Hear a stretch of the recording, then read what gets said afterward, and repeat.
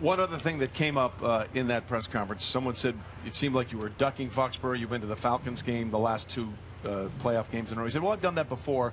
And he said, I would go back to Foxbourough anytime I'm invited. Teddy? So what does the Patriots say to that? Well, it was Dan Shaughnessy that started all that question, asking him about his time in Foxbourough and why he's been avoiding it. But what Shaughnessy also uses, it feels like it's a war up there still between Goodell and the fans, and it is. There's a lot of animosity. And maybe it was good for the commissioner to stay away during the championship weekend. But there's a lot of New England Patriot fans that want to bring him in, that want to let him know how they feel about him, because there is a lot of animosity. That's the fact. That's the way it's going to be.